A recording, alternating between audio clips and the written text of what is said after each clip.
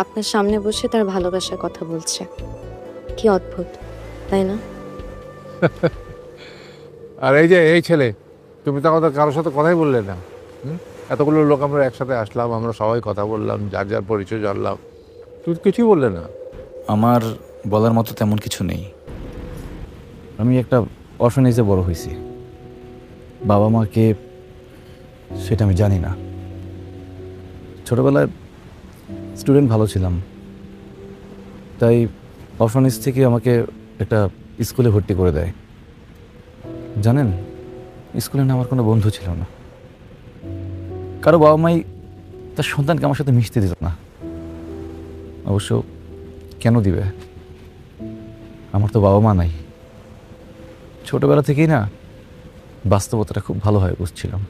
এরপর ইউনিভার্সিটিতে গেলাম। একটা মেয়েকে প্রচুর ভালো লাগলো, কিন্তু কখনো তাকে আমি মুখ ফুটে বলি নাই। সে যখন বুঝতে পারলো, তখন নিজে থেকে আমার সাথে কথা বলা শুরু করলো। ওই সময়টা ছিল আমার লাইফের সব থেকে সেরা সময়। কেউ একজন আমার কেয়ার করতেছে।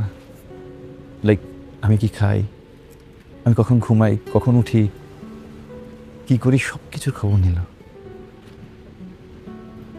একদিন না, সেও আমাকে রেখে চলে গেল। অবশ্য যাওয়াই বা না কেন? যার কোনো পরিচয় নাই তার সাথে কেন থাকবে? ভালোই করছে, চলে গেছে। ছোটবেলা থেকেই না আমার মাথায় প্রচণ্ড ব্যথা ছিল, মানে মাঝে মাঝে ব্যথা হতো। কিন্তু আমি না তখন একটা মানুষ পাই না যাকে আমি বলবো যে আমাকে একটু মেডিসিন এনে দাও বা আমাকে একটু হসপিটালে নিয়ে যাও। আমার পাশে তেমন কেউই ছিল না।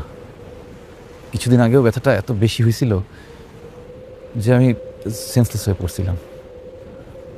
সেন্স ফেরার পর দেখি আমি হসপিটালের বেডে। টেস্টে ধরা পড়লো ব্রেন টিউমার। মানে অপারেশন করলে জাস্ট 1% চান্স আছে বেঁচে থাকার। এই জন্যই এখানে এসে আপনাদের থেকে দূরে দূরে থাকছি।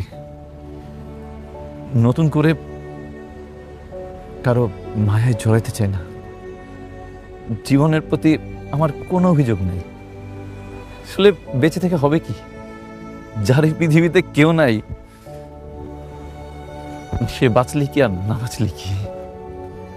তবে আমার না জীবনে জাস্ট একটাই কষ্ট, আমি যদি মরে যাই তাহলে আমার লাশটা বেওয়ারিশ হিসেবে দাফন হবে।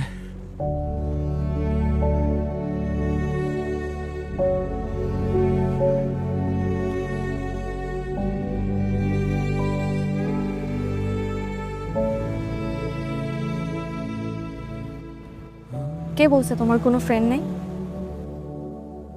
এখন থেকে আমরা তোমার ফ্রেন্ড। আজকে পর থেকে আর কোনোদিন যেন না শুনি এটা বলতে যে আমার কোনো ফ্রেন্ড নাই। মনে থাকবে?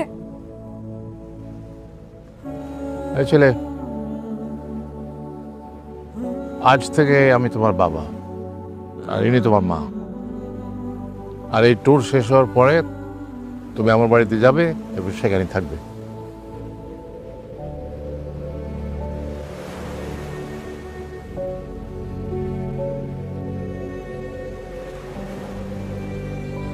আমার কোনো ভাই নেই, আজকে থেকে তুমি আমার ভাই।